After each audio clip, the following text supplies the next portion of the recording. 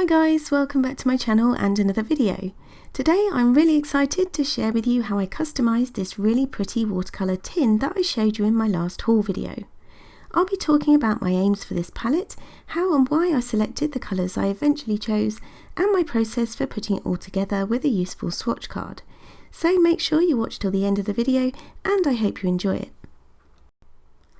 If you didn't see the haul video, I'll put a link to that above, but this pink Meeden palette can hold 48 half pans, which actually came with the tin. And my aim was to put together a palette that I could use alongside my current Schminker palette, rather than as a replacement. My current Schminker tin holds 40 mostly Schminker watercolour pans, and I still love it. But I've also collected a lot of other watercolours over the years that I don't use much, so I'm hoping this palette will encourage me to explore and experiment with those new brands and some new pigments and create something really fun. So before I could narrow down my selection, I spent quite a while organising the various tubes by colour and then swatching them all out. Once this was done, it was easier to look through and pick out which colours I wanted to include in my tin.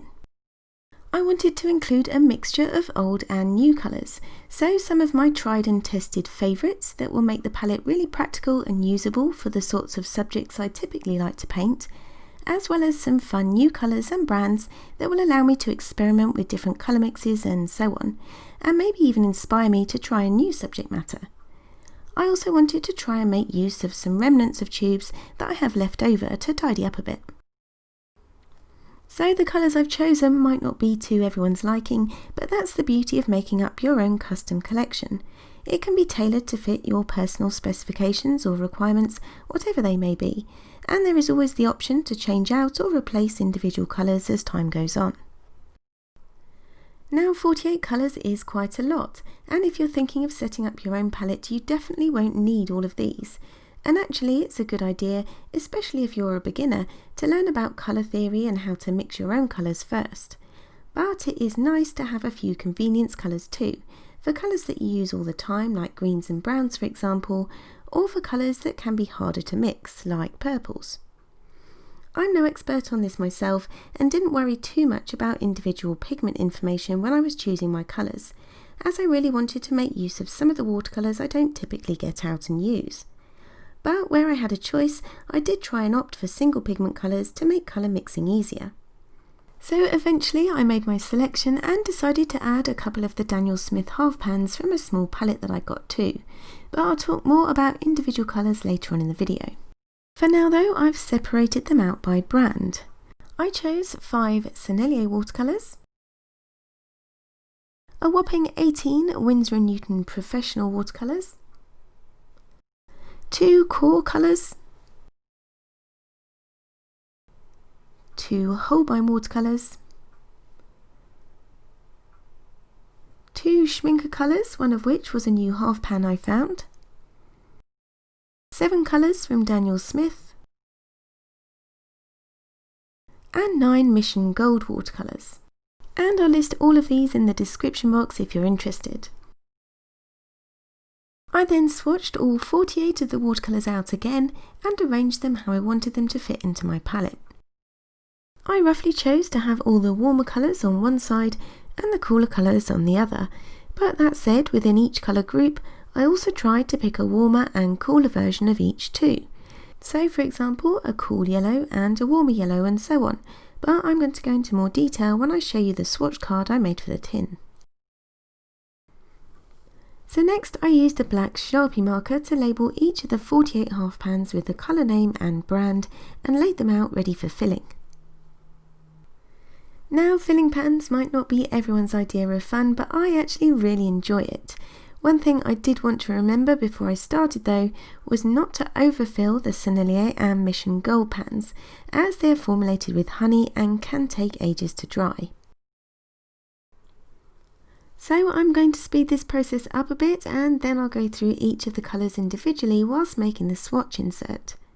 The pans that are already filled in the bottom right of the palette, by the way, are 3 Daniel Smith half pans from the blue set I have, as well as the Schminker Indigo that I mentioned earlier. You can also see here with this transparent ochre why it's a good idea to swatch your watercolours out on paper before you arrange them for your tin, as they can look very different in the pan.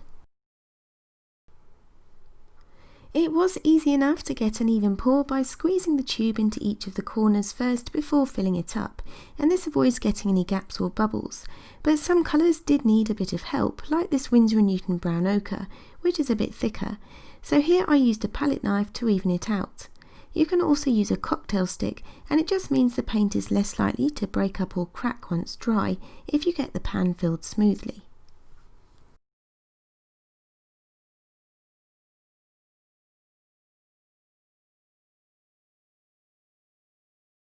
Once I'd finished pouring, I set the paints to one side whilst I made a swatch insert and information card to fit neatly inside the tin.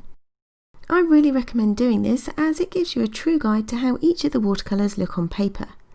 Like I said, they can look very different to the pans, especially if you're using professional watercolours, which are usually more highly pigmented and can dry quite dark depending on the colour. I also like to draw on a black line with a black waterproof marker or fine liner to show how transparent or opaque a colour is, and more recently I've also started to include pigment information on my swatch cards too, but you can include as much or as little information as you like. Following the order of colours I poured out, I then went through and added some of that information onto my swatch card, using the waterproof pen again, as I'll be adding paint next and don't want it to smudge. Most of the information you need about the different watercolours is usually on the tube or packaging somewhere, but if not, or if like me you sometimes struggle to read tiny writing, it's easy enough to find online.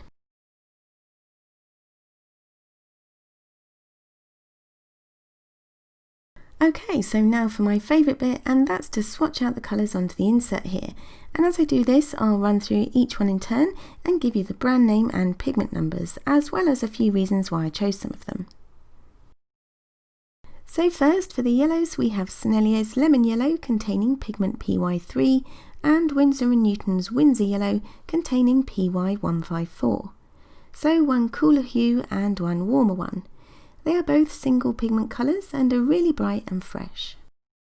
Next, I've gone for a mixture of oranges and ochres, and in truth probably didn't need all of these, but due to the variation in transparencies, included them because I had the space to, but we'll see how it goes. So I've got New Gamboge by Daniel Smith, a transparent yellow-orange containing pigment PY97 and PY110. A semi-opaque yellow ochre light by Winsor & Newton containing PY43. A transparent ochre by Schminker containing PY42. And a particular favourite of mine, Winsor & Newton's transparent quinacridone gold containing PR206, PV19 and PY150. The last two oranges I have are both from Winsor & Newton.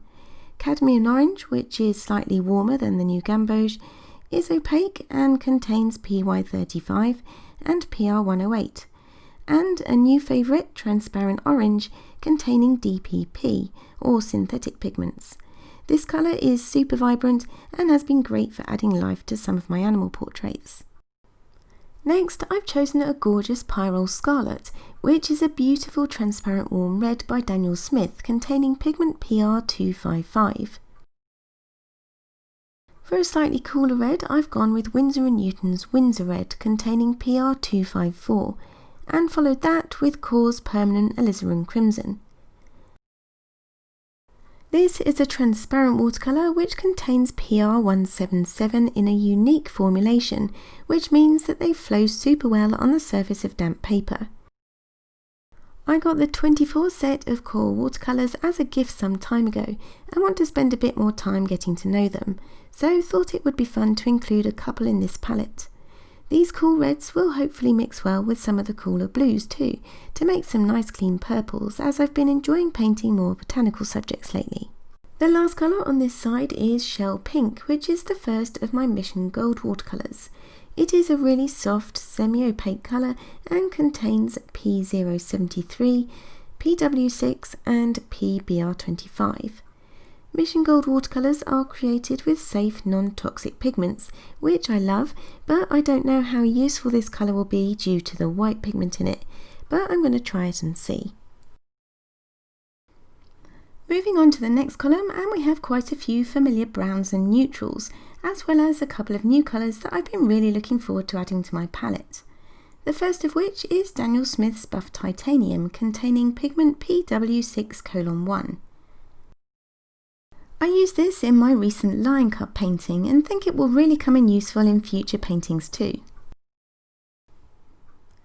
This is followed by another new brand to me, Holbein, and I have the colour Yellow Grey. This I used alongside Buff Titanium in my Lion painting.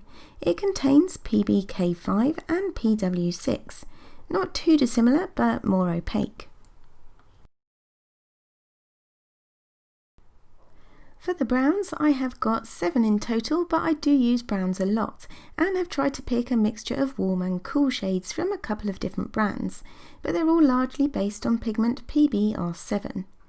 So we have Brown Ochre from Winsor & Newton, which is PBR7, Burnt Sienna, of course, from Sennelier, a transparent watercolour containing PBR7,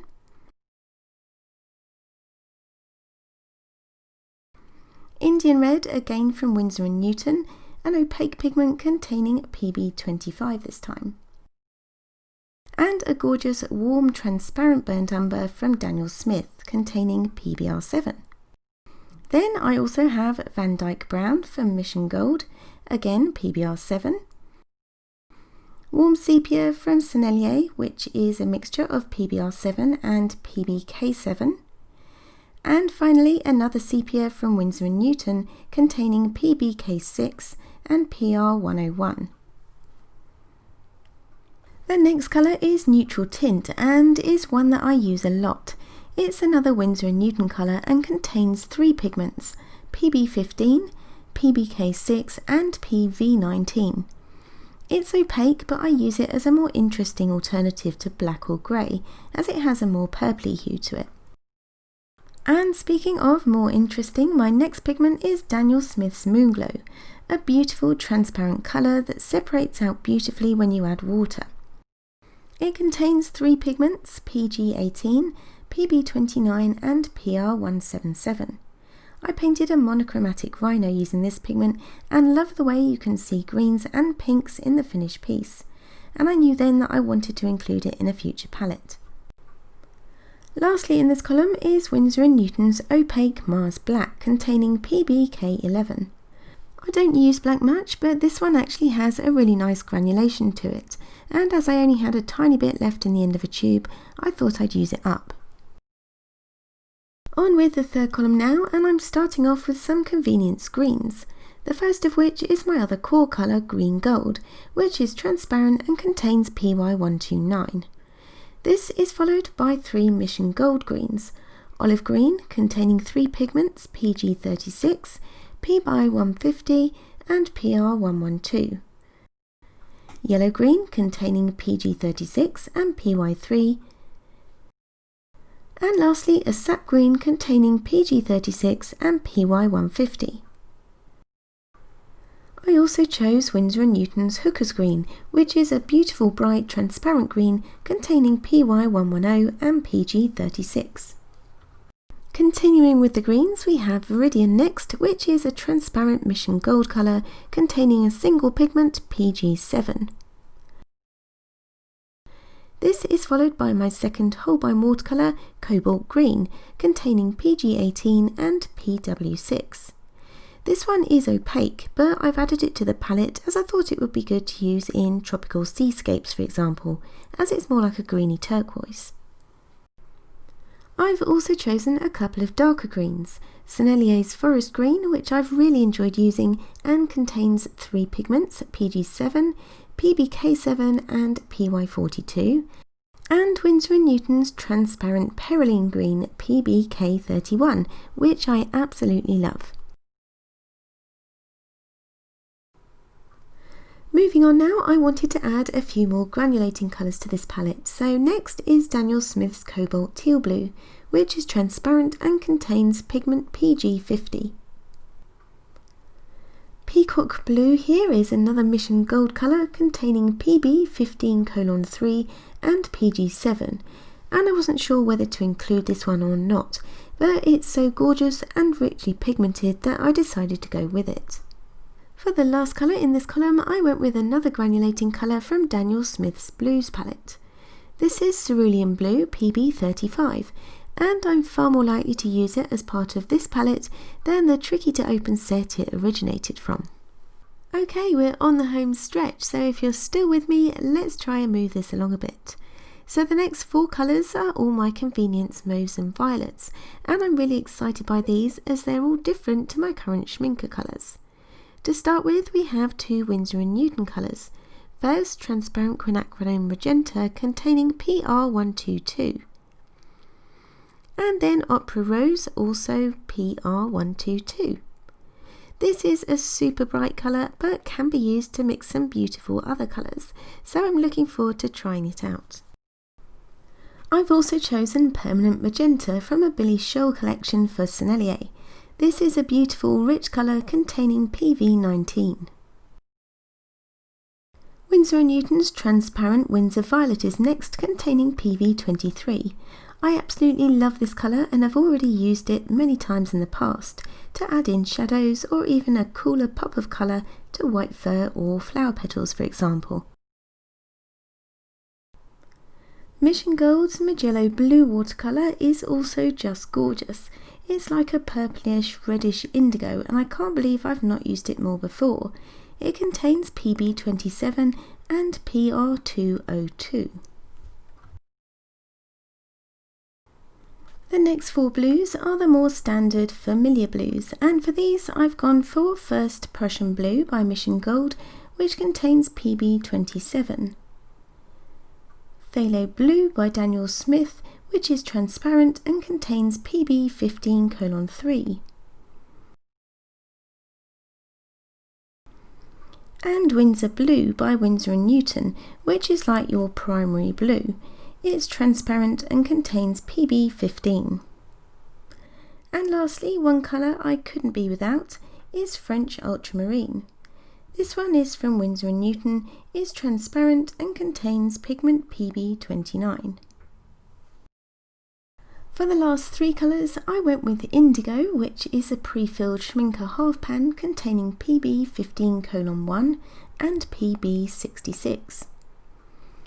Lunar Blue, which is another beautiful granulating pigment from Daniel Smith and one I'm really looking forward to including in my artwork. It contains PB15 and PBK11. And the last one, guys, is Payne's Blue Grey, again from Daniel Smith's Blues palette. This is super dark but has a wonderful range of tones and contains PB60 and PBK6. And there we are, that is it. Now I just need to keep my palette propped open and let it dry. So let me know what you think, and like I said, it might not be everyone's choice or even make complete sense, but I'm really excited to use it. I had wanted to fit in a quick demo piece today as well, but I think I'll save that for next time, as if you follow me on Instagram, you'll know that I'm busy working on relaunching my Etsy shop at the moment. So go follow me on Instagram at Sarah Newbury Art to keep up to date with all of that. Thank you so much for watching, take care, have a great weekend, and I'll see you all in the next one. Bye!